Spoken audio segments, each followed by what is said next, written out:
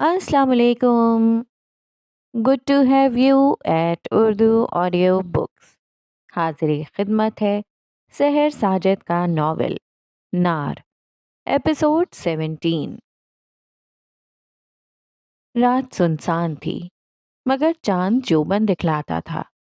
14वीं का समा था और वो दोनों खतीजा के घर से वापसी पर आते हुए देर हो गई थी। 11 बज चुके थे और इस वक्त 11 बजने का मतलब था गांव में आधी रात। मगर उन्हें क्या परवाह, वो खुद में मगन बातें करते हुए चले आ रहे थे।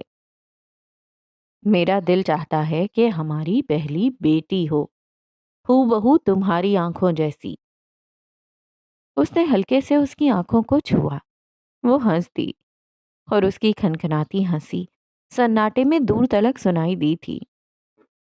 और पता है मेरा जी क्या चाहता है? खतीजा ने शरारत से लब दबाया। क्या? बेटा हो, बिल्कुल ऐसी नाक वाला। अब की बार उसने अहमद की नाक को छुआ था। वो जोर से हंस दिया। जाने मन, यूं तो मेरे साथ कभी ना हंसी थी तुम। और वो दोनों इस आवाज पर करंट खाकर मुड़े थे। खतीजा इस आवाज को लाखों क्या करोड़ों में पहचान सकती थी। नजर। उसके लब बेआवाज हिले और वो होठों पर हाथ रखकर बेख्तियार लड़खड़ाई थी। अहमद ने उसकी बकवास पर लब खींचे और खतीजा को एक हाथ से अपने पीछे किया था।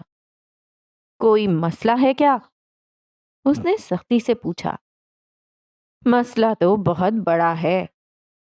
उसने अहमद के कंधे के पीछे एक खबासत भरी नजर डाली थी और अहमद की कनपटियां सुलग उठीं। बड़ा साथ ले लेकर फिर रहे हो इसे।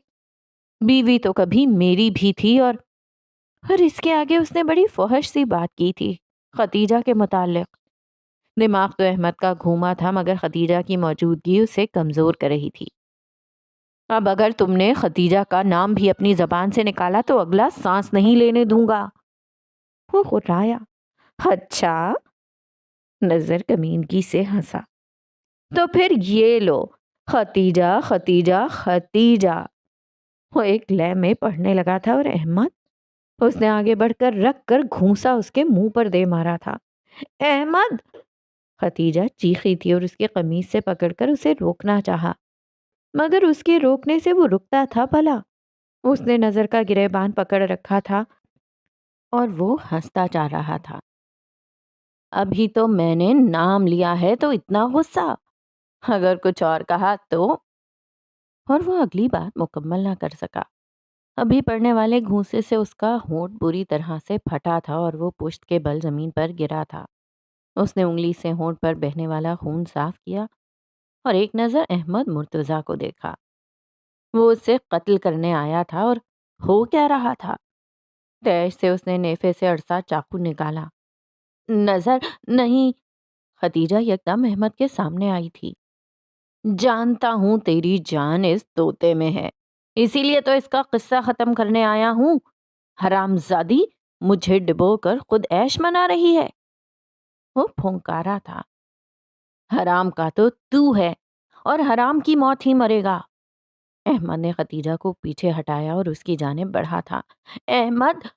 खतीजा ने एकदम रोते हुए उसका हाथ पकड़कर रोका। उसने झटके से हाथ छुड़ाया। चल उठ। आ, शाबाश। देख तेरे सामने एक मर्द खड़ा है, मर्द जिसने दिन के उजाले में एक औरत को इज्जत दी है, तेरी तरह की बेगैरती नहीं की। मर्द है तो उठ, उठ, शाबाश। वो उसे पुचकार रहा था, इश्तियाल दिला रहा था और वो ही हुआ। नजर तैश खाकर उठा था। उसने सीधा चाकू अहमद के सीने में घुसाना चाहा मगर वो चौकन्ना था। उसने वही चाकू वाला हाथ अपने दोनों हाथों से सख्ती से कसकर मरोड़ दिया और घुटने पर रखकर जब झटका दिया तो चाकू दूर जा गिरा। खतीजा, चाकू उठाओ, उसने तेज आवाज में कहा, उसका हाथ मरोड़ते हुए। खतीजा ने चाकू तो उठा लिया मगर उसके हाथ कांपते थे। वो दोनों हाथों से चाकू थामे लरसती हुई खड़ी थी। अब कर बकवास, बोल अब। अहमद ने रखकर घुटना नजर के पेट में मारा था। वो तकलीफ से दोहरा हुआ और फिर हंसने लगा। ये ना बड़ी मस्त चीज है। یہ کہہ کر اس نے لوفرانہ انداز میں آنکھ ماری اور ایک فحش اشارہ کیا تھا۔ کمینے، کتے! احمد تو جیسے پاگل ہوا تھا۔ خون پی جاؤں گا تیرا، چیر کر کتوں کے آگے ڈال دوں گا جو اب تو نے کوئی گھٹیا بات کی۔ وہ پٹتا رہا اور ہنستا رہا، اور جب مار مار کر احمد تھک گیا اور وہ ادموا ہو گیا تو احمد نے پاؤں کی ٹھوکر سے اس کا وجود پرے گرایا تھا۔ وہ چند لمحے گرا ہانپتا رہا، اور احمد کو جب یہ اندازہ ہو گیا کہ وہ اپنے پیروں پر اب کھڑا نہیں ہو سکتا تو وہ مڑ گیا۔ وہ مڑا ہی تھا کہ نظر پھر سے ہنسنے لگا، اور یوں ہی ہنستے ہنستے اس نے ایک نہایت ہی غیر موزوں بات ختیجہ کے حوالے سے کہی تھی۔ ختیجہ کٹ کر رہ گئی، چاقو اس کے ہاتھ سے گر گیا اور وہ منہ چھپا کر رونے لگی۔ احمد ابھی تک ساکت کھڑا تھا اور اس کے کانوں میں وہ ہنسی کی کری آواز گونجتی تھی۔ اس کے جبڑے بھینچ گئے، کنپٹی کی رگیں ابھر آئیں، ہاتھ کی مٹھیاں اتنی سختی سے بند کی تھیں کہ سرخی جھلکنے لگی۔ اس نے جھک کر ختیجہ کے پاؤں میں گرا چاقو اٹھایا۔ احمد نہیں! ختیجہ نے سراسیما ہو کر کہا۔ اس نے پیچھے سے اس کی قمیض دبوچی، مگر اس نے ختیجہ کو بری طرح جھٹک دیا۔ پاؤں کی ٹھوکر سے نظر کو سیدھا کیا، اس کے سینے پر گھٹنا رکھتے ہوئے چاقو اس کے نرخرے پر رکھ دیا۔ ذرا پھر سے بولنا، میں نے سنا نہیں۔ کیا تم نے کچھ کہا؟ اس کی آواز موت کی سی سرد تھی۔ نظر اس کی آنکھوں میں آنکھیں ڈال کر دیکھتا رہا، اور پھر اس نے وہی بات دہرائی اور دہراتا گیا، اور پھر احمد کا ہاتھ اٹھا اور اس کے سینے میں چاقو نصب ہو گیا۔ وہ غصے سے اتنا پاگل ہو گیا تھا کہ پے در پے اس کے سینے پر کئی وار کیے تھے۔ اس رات کی سیاہی میں ایک نسوانی چیخ گونجی تھی، تم نے اسے مار دیا؟ اور وہ خوف سے کہتی تھی۔ اس آواز پر احمد نے حیرانی سے اپنے ہاتھوں کو دیکھا، اور چاقو اس کے ہاتھوں سے دور جا گرا، اور چاقو گرنے کی آواز سناٹے میں دور تلک سنائی دیتی تھی۔ وہاں زمین سرخ رنگ سے رنگی جا رہی تھی۔ تم نے یہ کیا کیا احمد؟ اس کے ہاتھ سلاخوں پر گھسیٹتے تھے اور وہ بے دم ہو کر نیچے بیٹھی تھی، اور احمد ہاتھوں میں ہتکڑیاں، پاؤں میں بیڑیاں، اور وہ دیوار سے پشت لگائے کوہنیاں گھٹنوں پر ٹکائے بے حصہ بیٹھا تھا، یوں جیسے سامنے اس کی محبت نہیں کوئی اور تھا۔ مت کرو ایسا، ہاتھ جوڑتی ہوں۔ اس نے سلاخوں میں سے جڑے ہاتھ بڑھائے۔ اس نے ذرا سی گردن موڑ کر دیکھا۔ یہ ہاتھ؟ تکلیف سے آنکھیں موند کر اس نے سر دیوار سے ٹکایا۔ معاف کر دینا مجھے ختیجہ، معاف کر دینا، میں نے تمہارے ساتھ نظر سے بھی برا کیا۔ آواز سیلن زدہ تھی، بھاری تھی، بوجھل تھی مگر اٹل تھی۔ احمد! وہ سلاخوں سے ماتھا ٹکا کر اور شدت سے روئی۔ اعترافی بیان مت دو، خدارا یہ ظلم نہ کرو۔ کیا چاہتے ہو؟ سانس نہ آئے مجھے۔ وہ چپ رہا۔ احمد میں پکار رہی ہوں، تم سن رہے ہو؟ اس کا وجود بے حس و حرکت تھا، پلکوں میں لرزش تک نہ تھی۔ احمد! اس نے ہاتھ بڑھا کر اسے چھونا چاہا مگر وہ اس کی پہنچ سے دور تھا۔ ختیجہ کا دل پھٹ گیا۔ اس کا رونا، اس کی آواز، اس کی آہ فریاد، اس کا پیار، کچھ بھی تو اس پر اثر نہ کر رہا تھا۔ وہ چند لمحے سسکیاں بھرتے اس کے چہرے کو تکتی رہی اور پھر بولی، جانتے ہو تم باپ بننے والے ہو؟ اس کے ہونٹ کانپے تھے۔ اس نے ایک دم آنکھیں کھولی اور مڑ کر ختیجہ کو دیکھا، اور جب دیکھا تو کیسی حسرت ان آنکھوں میں دم مارتی تھی، تڑپتی تھی، یوں جیسے شعلہ بجھنے سے پہلے پھڑپڑاتا ہے، ایسے جیسے کوئی زندہ رہنے کی شدید خواہش رکھتا ہو مگر موت کے شکنجے میں ہو۔ پہلی بار آنسو اس کی آنکھ سے پھسل کر اس کی ٹھوڑی سے ٹپکا تھا، اور وہ دونوں ایک دوسرے کو یک ٹک تکتے تھے۔ وہاں ایک نار تھی جو بھڑک رہی تھی، اور اب کے کون سا وجود اس کا ایندھن بننے جا رہا تھا؟ کون سا؟ احمد کے گھر والے چاہتے تھے کہ اس کیس کو سیلف ڈیفنس کا رنگ دیا جائے اور احمد بھی یہی بیان دے، اور یہاں آ کر سب کچھ غلط ہو گیا، غلط سے بھی زیادہ غلط ہو گیا۔ احمد اپنا جرم قبول کرنا چاہتا تھا۔ وہ جانتا تھا کہ یہ سیلف ڈیفنس نہیں تھا، وہ یہ بھی جانتا تھا کہ اللہ بھی یہ بات جانتا تھا، تو کل کو جب سوال ہوگا تو وہ کیا جواب دے گا؟ نہیں، نہیں، نہیں، وہ اپنی زندگی کے بدلے جہنم کی آگ نہیں خرید سکتا تھا۔ نہیں، ختیجہ کے لیے وہ یہ نہیں کر سکتا تھا۔ اس نے اشتعال میں آ کر قتل کیا تھا۔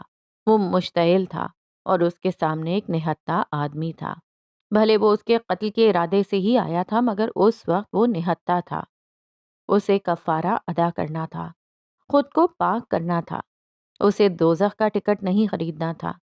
اسے تبھی ختیجہ کا خیال کرنا چاہیے تھا کہ جب وہ نظر کے سینے پر چڑھا بے دردی سے چاقو کے وار کر رہا تھا۔ اسے تب ختیجہ کا خیال کرنا چاہیے تھا۔ اسے تب خیال نہیں آیا تھا تو اب بھی نہیں آنا چاہیے۔ وہ کیسا تکلیف بھرا دل لے کر مرے گا۔ او خدا، کیسا تکلیف بھرا دل۔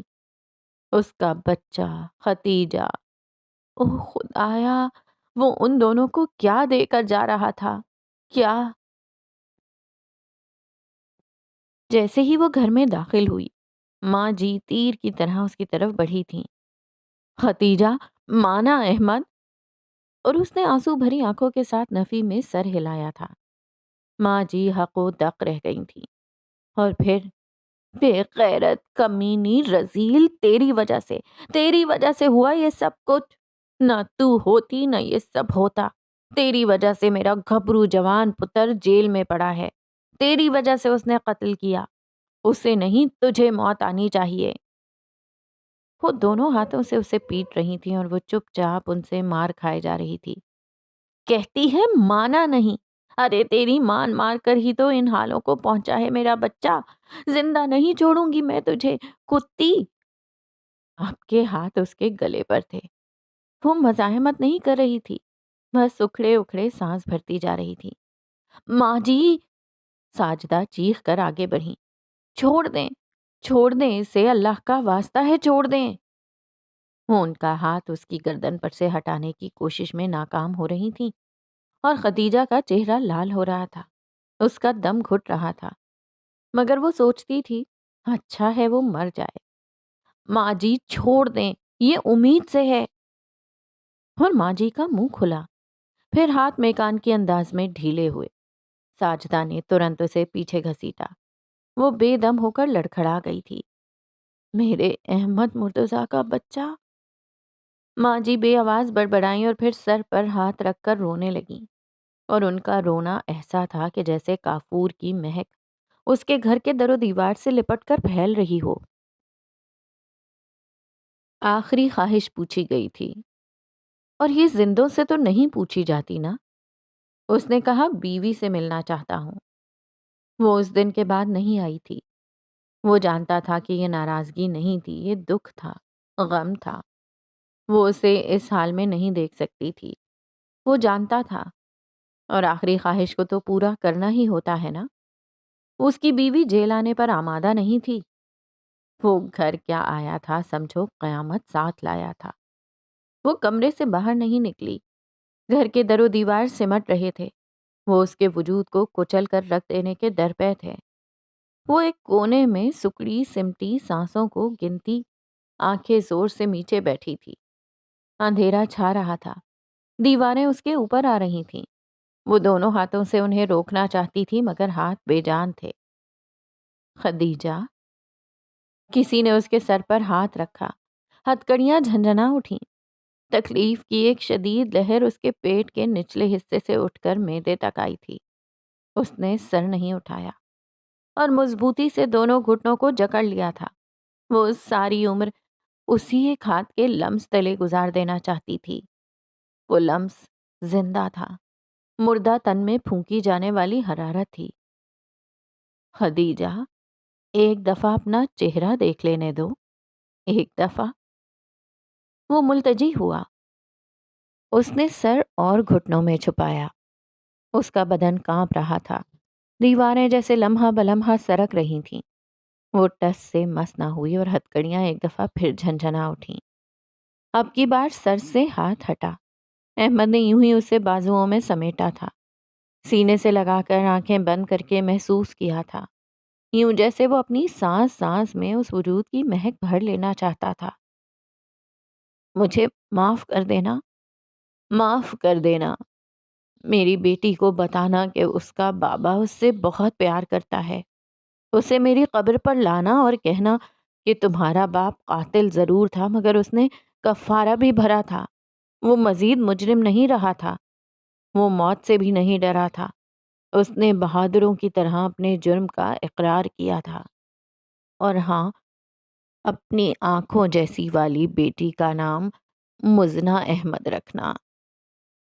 سرگوشی نما آواز اس کے کانوں میں ابھرتی تھی مگر وہ بے جان تھی۔ اس کے پورے بدن میں عجیب سے دھماکے ہو رہے تھے، یوں جیسے ہر ایک خلیہ پھٹ رہا تھا۔ وہ ذرا سی دیر کو رکا۔ اس کا آنسو خدیجہ کے بالوں میں مدغم ہوا۔ اس نے خدیجہ کا سر چوما اور اٹھ کھڑا ہوا۔ ہتھ کڑیوں کا شور پھر بلند ہوا۔ خدیجہ کی ساری جان یوں جیسے اس کے پیروں میں آن سمٹی تھی۔ وہ جا رہا تھا۔ احمد! اس کی چیخ دل خراش تھی۔ بھاگ کر اس نے احمد کو پیچھے سے بازوؤں سے جکڑا تھا۔ نہیں، نہیں، میں نہیں جانے دوں گی، نہیں۔ وہ اس کی پشت سے چہرہ ٹکائے کسی ہرنی کے بچے سے بھی زیادہ سہمی ہوئی تھی۔ احمد نے تکلیف سے منہ پر ہاتھ رکھے۔ وہ رونا چاہتا تھا، دہاڑے مار مار کر رونا چاہتا تھا، اور مگر اس نے کیا کیا؟ اس نے زبردستی خدیجہ کے خود پر بندھے ہاتھ کھولے تھے۔ مجھے لے جائیں، اور خدیجہ کی مزاحمت کو اپنے ہاتھوں سے ہاتھ کھولے تھے۔ مجھے لے جائیں، اور خدیجہ کی مزاحمت کو اپنے ہاتھوں سے روکتے باہر کھڑے سپاہیوں سے چلا کر کہا تھا، اور اس کے آنسو اس کا گریبان بھگونے لگے تھے۔ سپاہی آئے۔ نہیں، نہیں خدارا، میں منت کرتی ہوں، مت لے کر جاؤ، اللہ رسول کا واسطہ ہے تمہیں، ہاتھ جوڑتی ہوں، یہ چادر پھینکتی ہوں تمہارے پیروں میں۔ اور اس نے اپنی چادر اتار کر سنتریوں کے پیروں میں پھینک دی۔ احمد منہ پر ہاتھ رکھ کر مٹھی رکھ کر رو دیا۔ مارے ضبط کے اس کا چہرہ سرخ تھا۔ اس نے آگے بڑھ کر چادر اٹھائی اور خدیجہ کے سر پر اڑھاتے ہوئے ایک آخری نظر اس کے چہرے پر ڈالی۔ احمد نہیں! وہ سمجھ کر بت کی۔ اس نے نظر ہٹا لی۔ احمد نہیں، نہیں! اور اسے آگے بڑھ کر دو خاتون اہلکاروں نے پکڑ لیا تھا۔ وہ حق و تق رہ گئی۔ چند لمحے گہرے سانس لیتی ان کے چہرے دیکھتی رہی، اور پھر مجھے جانا ہے، چھوڑو، جانے دو، احمد! اور اس کی چیخ سے ہرے بھرے پیڑ ایک دم خزاں رسیدہ ہوئے۔ ان پر سوکھا پڑا تھا۔ کمرے کی دیواریں ایک دھماکے سے ایک دوسرے کے ساتھ ٹکرائیں، اور اس کا وجود ان دیواروں کے مابین تھا۔ وہ لہرا کر گری تھی۔ کافور کی مہک بڑی زور آور تھی، یوں جیسے اس مہک کی طفیلی بیلیں اس کے وجود سے چمٹ کر تیزی سے بڑھنے لگی تھیں، اور اس کا وجود ان طفیلی سیاہ بد ہیبت بیلوں کے بوجھ تلے دبتا جا رہا تھا۔ وہ بے ہوش ہو چکی تھی، مگر ناک کے نتنے اس تیز مہک کو پہچانتے تھے۔ جس دھج سے کوئی مقتل کو گیا وہ شان سلامت رہتی ہے۔ وہ پیروں پر چل کر گیا تھا، پیروں پر چل کر واپس نہیں آیا تھا، وہ کاندھوں پر لایا گیا تھا۔ آہ! احمد مرتضیٰ! آہ! کیا حسین خوابوں بھری آنکھیں تھیں جو بند ہو چکی تھیں، کیا ہی خوبصورت وجاہت بھرا چہرہ تھا جو کہ موت کی زردی سے کھنڈ چکا تھا، کیا کڑیل جوان تھا اور یوں چارپائی پر پڑا تھا۔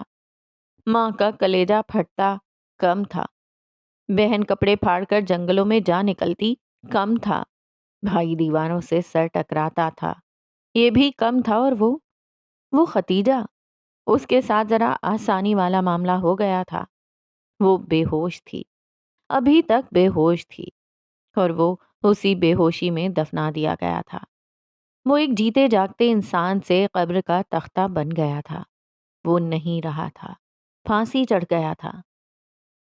اس کے بعد کیا؟ زندہ رہنے والوں کی بھی کوئی زندگی تھی؟ وہاں اس گھر میں تا دم مرگ تھا، سوگ کا اعلان تھا۔ وہاں اب کوئی آواز نہ تھی، کوئی زندگی کی رمق نہ تھی، بس ایک خولہ تھی جس کی قلقاریاں اور رونا گونجتا تھا۔ وہ زندگی نہیں، کابوس تھی، وہاں ہر دم کافور کی مہک دھمال ڈالتی تھی، یوں جیسے کوئی اور مرنے والا ہو، یوں جیسے کسی اور کے وجود کو کافور کی آکاش بیلیں گرفت میں لینے والی ہوں۔ کھا گئی، مار گئی میرے بچے کو، تجھے میں کتے کی موت ماروں گی۔ وہ ماں جی سے پٹ رہی تھی اور پٹتی جا رہی تھی۔ اسے ماں جی کے سامنے نہیں آنے دیا جاتا، مگر جانے کیسے آج ختیجہ سامنے آ گئی تھی۔ کمینی بے غیرت کتی، کھا گئی۔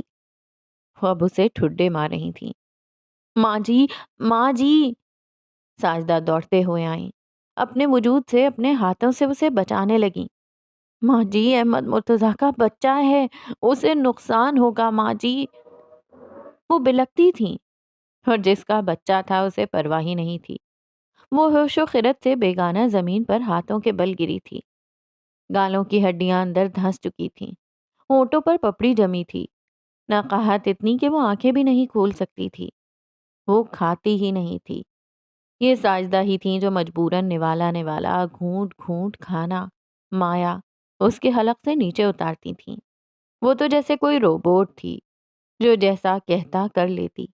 اس کے سارے رنگ کھو چکے تھے، ساری حسیات سن ہو چکی۔ اسے درد محسوس ہوتا نہ تکلیف۔ اس کے ناخن خطرناک حد تک سفید ہو چکے تھے۔ خون کی شدید کمی تھی اور اس کا وقت نزدیک تھا۔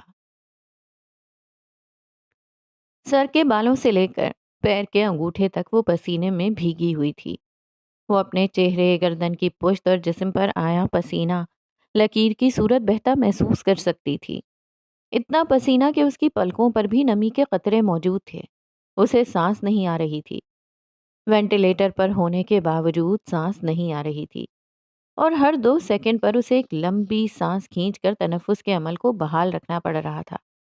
اس نے آہستگی سے پلکیں جھپکیں۔ منظر دھندلا سا تھا، کچھ لوگ تھے، کچھ آوازیں۔ اس نے ایک اور لمبی سانس کھینچی۔ سب کچھ گڑمڑ ہو رہا تھا، سب کچھ۔ گہری گہری سانس لیتے ہوئے وہ اپنی پلکوں کو بند ہونے سے روک رہی تھی، مگر غنودگی زور آور تھی۔ وہ نیم بے ہوشی کی سی کیفیت تھی، یا پھر شاید وہ مر رہی تھی۔ اس نے پھر سے پلکوں کو جھپکا، اور اب کی بار وہ انہیں کھول نہ سکی تھی، مگر اس سے پہلے اس نے کسی کے رونے کی آواز سنی تھی۔ اس کے ہونٹ بنا آواز ہلے تھے۔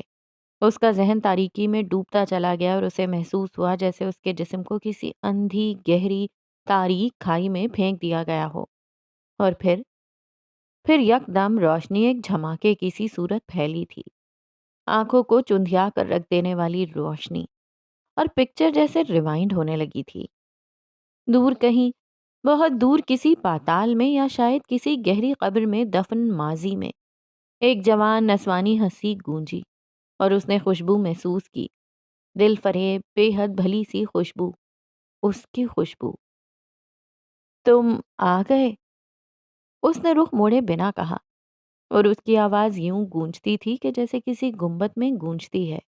وہ حیران ہوا۔ تمہیں کیسے معلوم ہوا؟ وہ مسکرائی اور اب کی بار رخ موڑا۔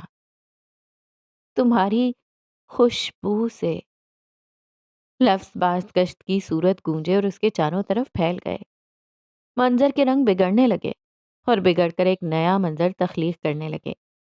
رنگ مجسم ہوئے اور یکجا ہو کر تصویر پر ابھرنے لگے، بامانی انداز میں۔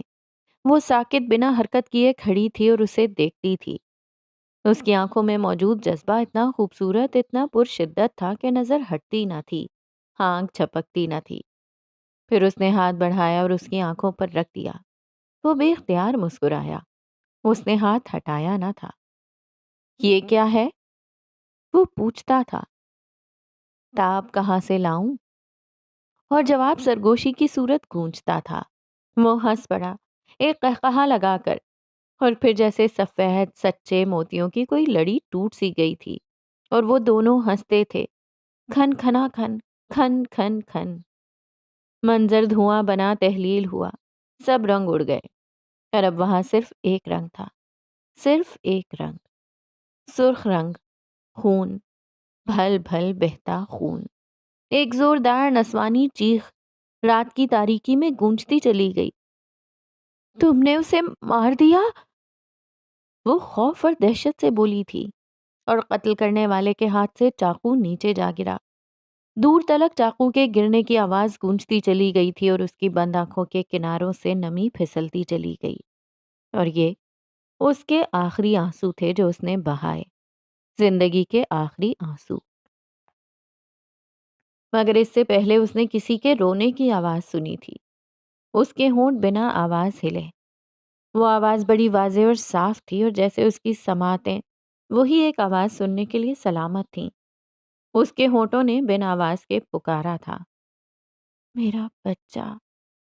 اور پھر وہ اپنے بچے کو دیکھ بھی نہ سکی تھی، چھونا تو دور کی بات، وہ محسوس تک نہ کر سکی، اور اس کا ذہن تاریکی میں ڈوبتا چلا گیا، یوں جیسے اس کے جسم کو کسی اندھی گہری تاریک کھائی میں پھینک دیا گیا ہو۔ وہ نیچے ہی نیچے گرتی جا رہی تھی، یہ جانے بنا کہ اس نے ایک بچی کو جنم دیا تھا، اس کی بیٹی، ہو بہو اس کی آنکھوں والی، ویسی ہی خوبصورت، دلکش اور بڑی بڑی آنکھوں والی اس کی بیٹی مزنہ احمد۔ وہ بچ جاتی، یہ معجزہ ہوتا۔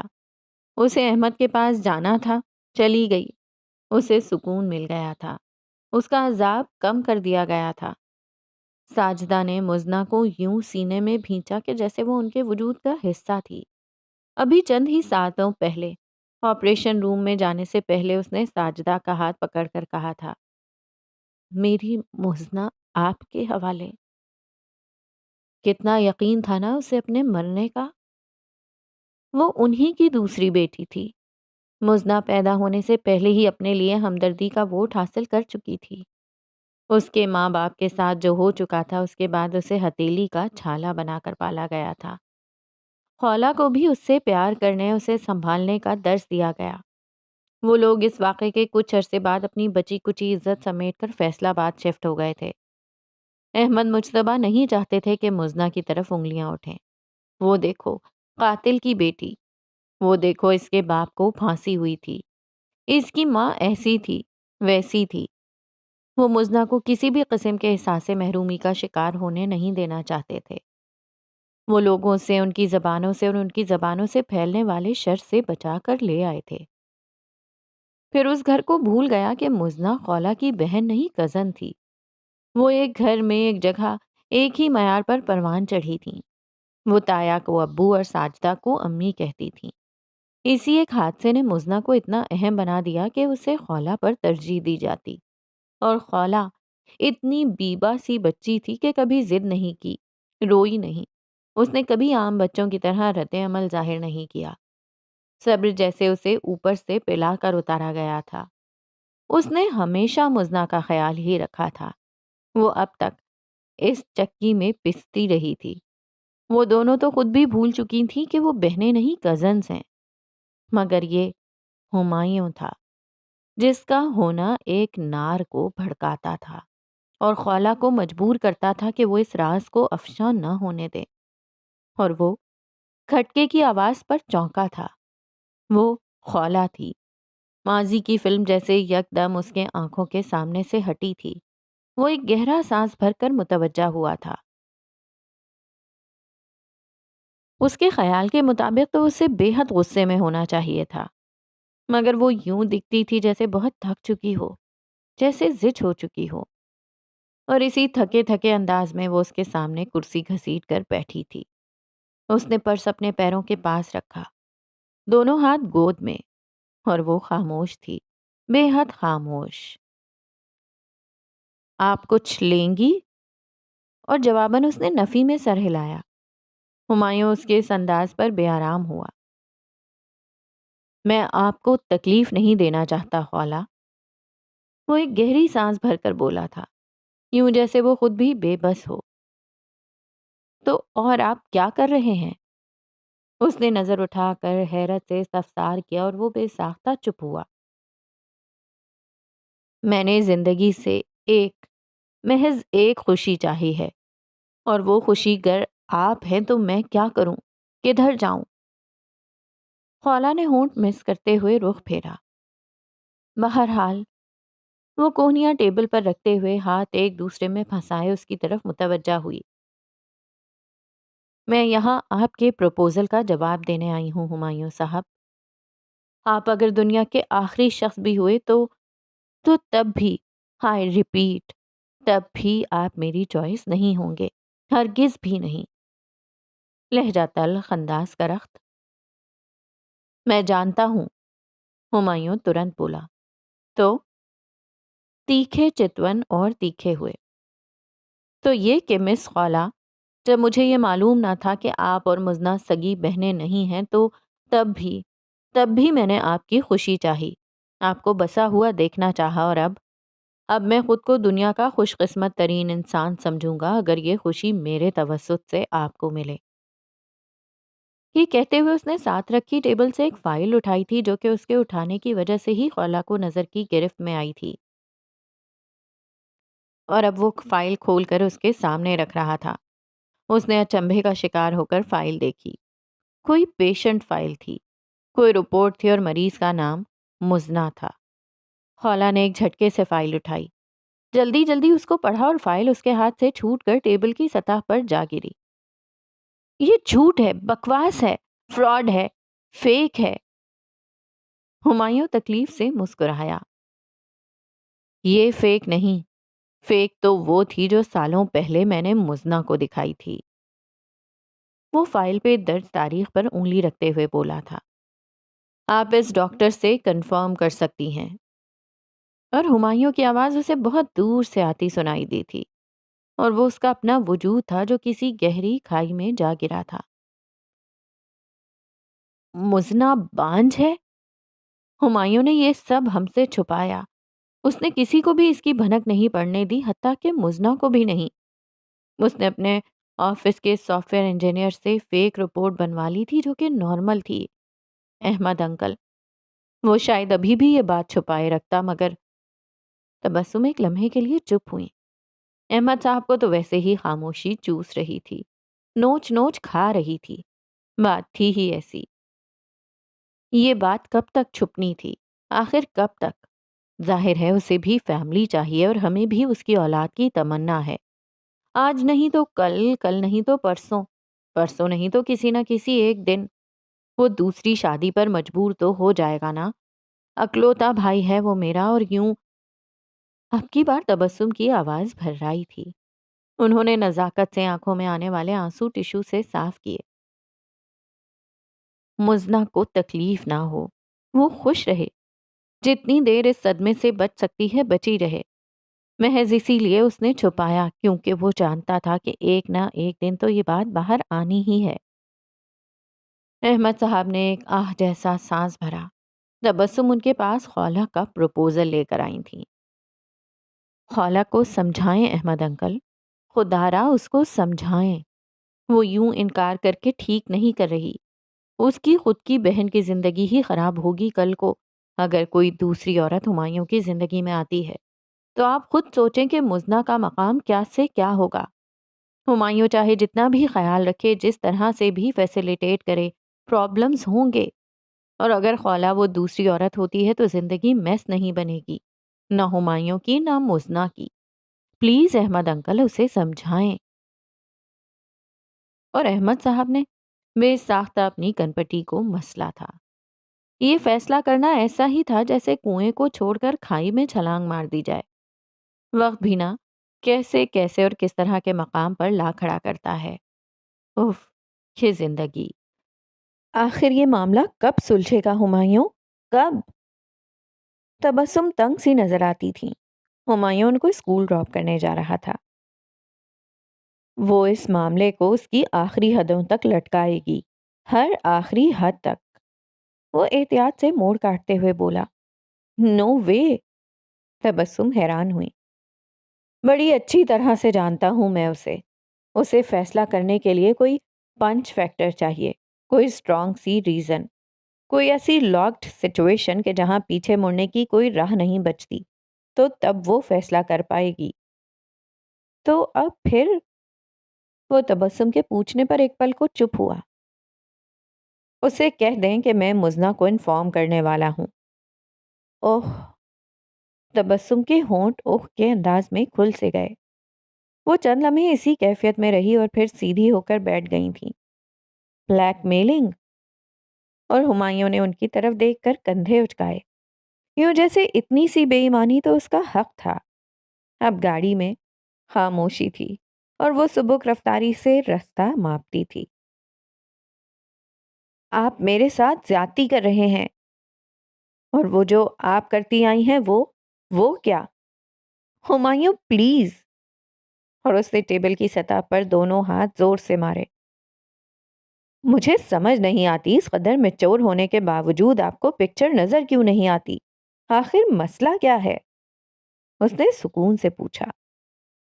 تو آپ کو نہیں معلوم مسئلہ کیا ہے؟ وہ تندی سے بولی۔ نہیں۔ ادھر ہنوز سکون برقرار تھا۔ آپ بتائیں، وہ پیپر ویٹ گھماتے ہوئے بولا۔ خولا نے غصے سے رخ موڑا، دانت کچکچائے تھے۔ اس سوسائٹی کو کیا جواب دیں گے آپ؟ اور پھر تنک کر پوچھا۔ میں سوسائٹی کو جواب دے نہیں ہوں۔ وہ ٹھہرا۔ مذہب کو ہوں۔ وہ کتنا کمپوزڈ دکھتا تھا نا۔ اوہ! وہ تنزیہ ہوئی۔ مذہب بڑا اچھا ہتھیار ہے اپنی خواہش کو جسٹیفائی کرنے کا۔ تو اور کس چیز کی طرف دیکھا جائے اپنی خواہشات کو جسٹیفائی کرنے کے لیے؟ مذہب ہی تو ہمیں سب کچھ دیتا ہے، طریقۂ زندگی۔ او کم آن! آپ نے رہنا اسی معاشرے میں ہے، آپ اس کو چھوڑ کیسے سکتے ہیں؟ لہجہ تلخ، بگڑا سا انداز۔ ہاں، معاشرہ، یہ منہ ہی منہ میں خود بولا۔ معاشرہ یہ تو مذہب سے بھی بڑا ہے نا، بہت بڑا۔ یہ معاشرہ ہر وہ کام جائز قرار دیتا ہے جسے مذہب ناجائز کہتا ہے۔ یہ معاشرہ ایک مرد کو اجازت نہیں دیتا کہ وہ ایسی کسی عورت سے دوسری شادی کرے جو اس کی بیوی کی چچا زاد بہن ہے، کیونکہ وہ ایک گھر میں پلی بڑھی ہیں اور کیونکہ اس سے خاندانی نظام میں بگاڑ پیدا ہوتا ہے۔ اوہ کم آن! مذہب میں یہ نظام ہے اور نہ ہی ایسے اعتراضات کی گنجائش۔ مذہب تو کہتا ہے جو بھی مسلمان عورت تمہیں بھائے، تمہیں پسند ہو، وجہ ہو نہ ہو تم اس سے نکاح کر سکتے ہو، 2 2 3 3 4 4۔ لیکن یہ معاشرہ، یو نو واٹ، اسے ریزن چاہیے ہوتا ہے، ایک ٹھوس وجہ جو کہ اس خواہش کو جسٹیفائی کر سکے۔ معاشرہ محض محبت کی بنا پر مجھے ایسی کسی عورت سے شادی کی اجازت نہیں دیتا جو کہ میری بیوی کی رشتہ دار ہے۔ ایک لمحے کا توقف۔ یو نو واٹ، یہ ٹھوس وجہ بھی ہے میرے پاس۔ آپ کی چچا زاد بہن کی بے اولادی۔ آپ کو نہیں کرنی یہ شادی؟ ٹھیک ہے، مت کیجیے۔ میں ہوتا کون ہوں آپ کو فورس کرنے والا؟ مگر یاد رکھیے کل کو مجھے کسی نہ کسی سے دوسری شادی تو کرنی ہی پڑے گی۔ آپ سوچ لیجئے گا کہ تب آپ کی بہن کا کیا ہوگا۔ وہ عورت آپ بھی ہو سکتی ہیں۔ ماتھے پہ بل ستے ہوئے تاثرات اور بات مکمل کر کے وہ یوں لا تعلق نظر آیا جیسے یہ اس کا معاملہ تھا ہی نہیں۔ خولا چند لمحے خود پہ قابو پاتی رہی اور پھر ایک دم وہ منہ چھپا کر رونے لگی تھی۔ میں مزنہ کو اتنی بڑی تکلیف نہیں دے سکتی، وہ وہ کیا سوچے گی؟ اور ہمایوں لا تعلق رہا۔ وہ روتی رہی۔ زندگی میں ہر ایک کو کمپرومائز کرنے پڑتے ہیں، مجبوری سہنی پڑتی ہے۔ کیا آپ نے نہیں سہی؟ کیا میں نے نہیں سہی؟ یہ مزنہ کی زندگی کا سچ ہے جس کے ساتھ اسے کمپرومائز کرنا ہی ہوگا۔ آج نہیں تو کل، کل نہیں تو پرسوں، پرسوں نہ سہی کسی نہ کسی ایک دن تو ضرور اسے یہ کرنا پڑے گا۔ آپ نہیں تو کوئی اور سہی مگر یہ ہوگا ضرور۔ سرد آواز، یخ تاثرات اور بے لچک لہجہ۔ خولا نے سر اٹھا کر اسے دیکھا۔ 2 پیس سوٹ، ٹانگ پہ ٹانگ دھری۔ اس لمحے وہ کتنا پرسکون نظر آیا تھا۔ ہمایوں وہ ڈپریشن کا شکار رہی ہے، گلو اسنفنگ تک جا پہنچی تھی، تو اب اس کا کیا حال ہوگا؟ سوچ سکتے ہیں آپ؟ اپنی زندگی کی کٹھنائیاں خود ہی سہنی پڑتی ہیں، اپنے بوجھ کے لیے دوسروں کے کندھوں کا سہارا نہیں لیتے۔ اسے سمجھنا ہوگا، برداشت کرنا ہوگا، سمجھنی ہوگی یہ بات کہ زندگی کی بخشی ہوئی تکلیف خود ہی سہنی پڑتی ہے، اور میں ہوں اس کے ساتھ۔ اسے چھوڑ کب رہا ہوں؟ یہ کسی سے زیادہ میرے لیے سب سے مشکل ہوگا۔ لیکن Humayun, I loved you, isn't it enough؟ وہ ایک دم اس کی بات کاٹ کر سلگ کر ٹیبل پر ہاتھ مار کر بولا۔ خولا نے ترنت سختی سے ہونٹ بھینچے، آنسو ٹھہر سے گئے۔ وہ اب کے خوف سے اسے تکتی تھی اور پلک تو وہ بھی نہ جھپکتا تھا۔ اور پھر خولا نے منہ پر ہاتھ رکھا، آنکھوں میں نمی پھر سے امڑ آئی اور وہ منہ پہ ہاتھ رکھ کر الٹے قدموں وہاں سے بھاگ آئی تھی۔ ایک اور رات اپنے پیروں میں اس کے لیے تکلیف باندھ کر لائی تھی، اور یہ تکلیف اسے نچاتی تھی۔ ہونٹ خشک، بال بکھرے ہوئے، کندھے پہ دھرا دوپٹہ جس کا ایک پلو زمین کو سلام کرتا تھا، آنکھیں کھنچی ہوئی، اور وہ اس بات سے بے خبر تھی کہ وہ چلتی ہے۔ کمرے میں گھٹن تھی، بہت ساری گھٹن، اتنی کہ اسے ہوا چاہیے تھی، آکسیجن چاہیے تھی، بہت ساری، ڈھیر ساری، اتنی کہ وہ کھل کر سانس لے سکے اور پھر ساری عمر کے لیے وہ ہوا، وہ آکسیجن اپنے پھیپھڑوں میں بھر لے، اور اس کے بعد کبھی، ہاں کبھی بھی وہ اس گھٹن کا شکار نہ ہو سکے۔ دونوں ہاتھ کھڑکی کے پٹ پہ مارتے ہوئے اس نے پٹ کھولے تھے۔